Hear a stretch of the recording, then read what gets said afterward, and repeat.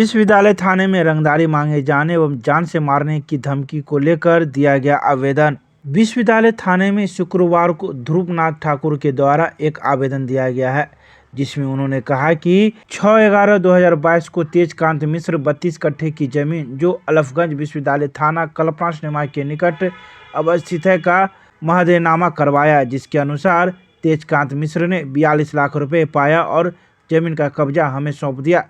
शेष राशि भुगतान जमीन का केवाला करने पर किया जाएगा। मैंने अपने साथी सहयोगियों के साथ इस जमीन की प्लॉटिंग कर मिट्टी भरकर इसे विकसित करने का कोशिश कर रहा हूं, लेकिन 10 फरवरी 2023 को जब हम लोग जमीन की प्लॉटिंग कर रहे थे तो एकाएक वहां पर अशोक पजियार के पुत्र अविनाश पजियार, सतीश पजियार के पुत्र अनिल पजियार उर्फ किशोर पजियार एवं उसके दूसरे पुत्र अभय पजियार उर्फ अमरनाथ पजियार, जो सभी अलफगंज नियर कल्पना सीमा निकट के ही रहने वाले हैं, उनके द्वारा प्लॉट पर अपने अपराधी तत्व के साथियों के साथ आकर मारपीट करने लगे। इसके बाद हम लोग वहां से चले गए।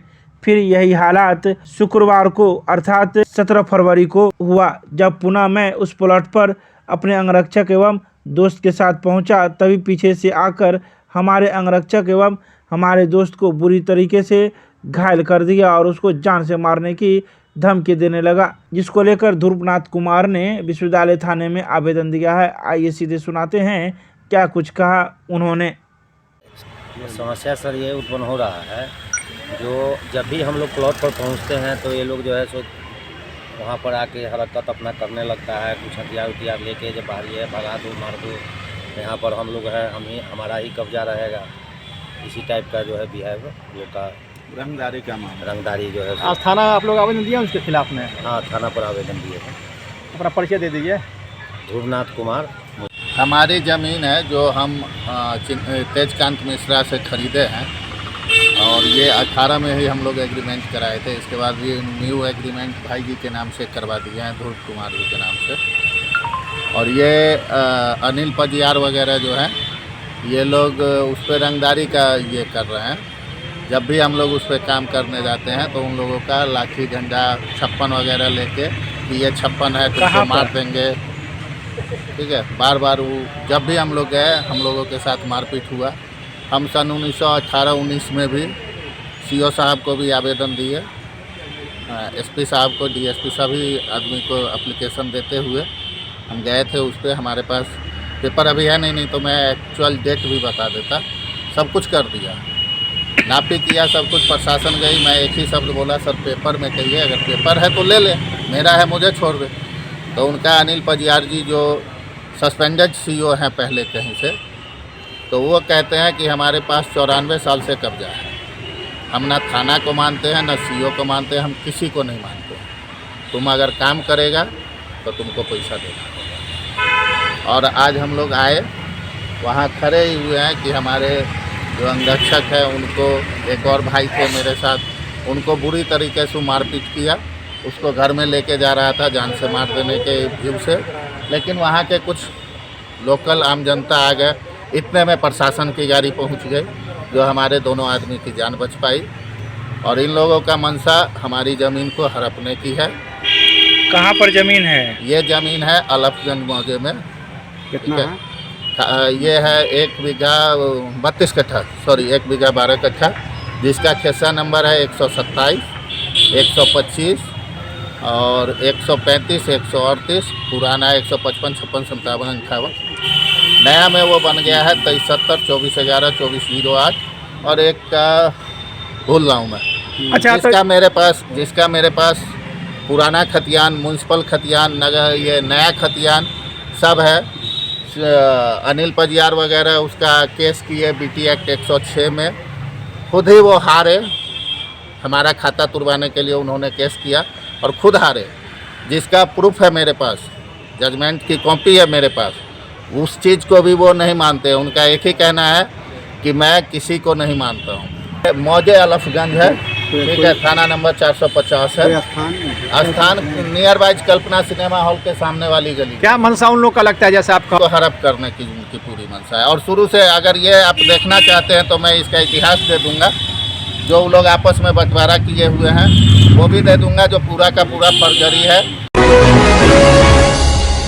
दरभंगा पहुंचे भारत सरकार के पूर्व केंद्रीय मंत्री आरसीपी सिंह प्रेस वार्ता कर दी कई बातों की जानकारी। शुक्रवार को भारत सरकार के पूर्व केंद्रीय मंत्री आरसीपी सिंह दिल्ली मोड़ स्थित होटल गार्सिया पहुंचे, जहां उन्होंने एक प्रेस वार्ता की।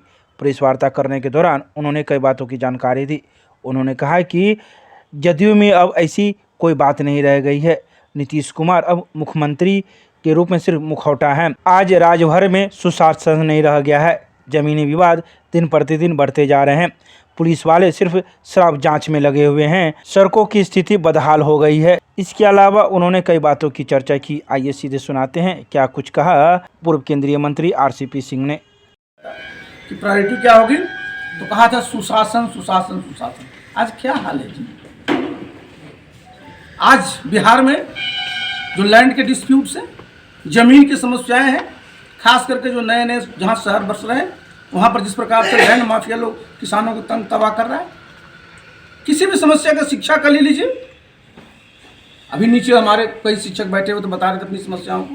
क्लासेज में जाकर देख लीजिए क्या हाल है। स्वास्थ्य का हाल देख लीजिए। कौन सा स्तर में देखना चाह रहे हैं? तो क्या चीज का आप कैबिनेट विस्तार करिएगा। देखिए तो खाना पूर्ति, और वो भी कैबिनेट विस्तार बिहार में क्या मुद्दा है? आज तक आप क्यों नहीं कर पा रहे? कभी कहता है 2, कभी कहता है 1, कभी कहता है ये करेगा, कभी कहता है वो करता है। देखिए आज बिहार में, मैंने पिछली बार भी कहा, सरकार नाम की चीज नहीं।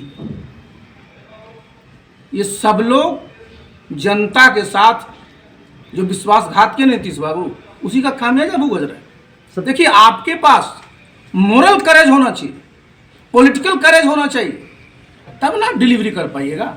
जनता ने वोट दिया था एनडीए के मुख्यमंत्री के रूप में, अब मुख्यमंत्री बने हुए हैं महागठबंधन के। आपके पास वो मोरल करेज, वो जो मोरल करेज होना चाहिए, पॉलिटिकल करेज होना चाहिए, वो है ही नहीं आपके पास।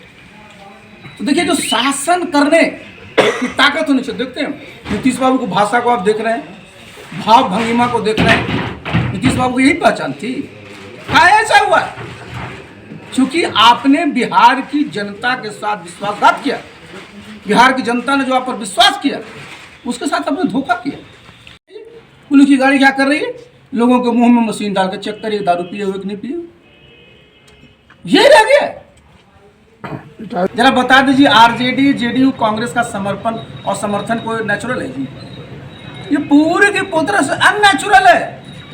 आप चुनाव लड़े कहीं, सरकार बना लिए कहीं, तो न समर्थन है न समर्पण है।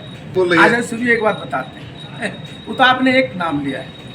रोज बिहार में साहब, बिहार में इतना काम करना है, और पॉलिटिकल आप देखिएगा अगर जो बना हुआ है आज की तारीख में, ऑप्टिक्स क्या है। इस पार्टी में ये झगड़ा हो रहा है, आप चले गए आरजेडी में। क्या हाल है जेडीयू का, जो हमारी पुरानी पार्टी? क्या हाल है जी? क्या हाल है कांग्रेस का? रोज किस प्रकार का हो रहा है? देखिए बिहार के लिए कितना बड़ा दुर्भाग्य है कि बिहार की जनता ने नीतीश बाबू को 2025 तक एनडीए के मुख्यमंत्री के रूप में शासन करने के लिए चुना था। इनका अपना एक महत्वाकांक्षा होगा कि हम प्रधानमंत्री बन सकते हैं। सारा ताना बाना को तोड़ दिया, तो होगा क्या? और ये पूरा का पूरा भुगत कौन रहा है?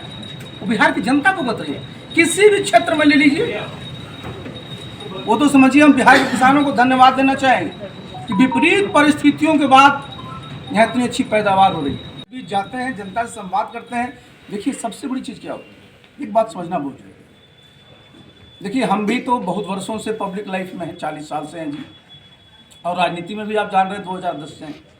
लेकिन एक बात मैं भी महसूस करता हूँ कि अगर अभी सड़क पर नहीं रहता ना, तो पिछले 5-7 महीने मैंने पूरा बिहार देखा है, तो मुझे भी नहीं लगता, क्योंकि मैं 2005 से 2007 में मैं साथ में था काम करने का। आज मैं जब देखता हूँ तो हमको लगता है फिर हम लोग वही क्या, उससे पीछे चले गए। भाई क्या पहचान बनी थी कानून का राज? क्या हाल है कानून का राज? मैंने बताई दिया। सड़क का क्या हाल है जी?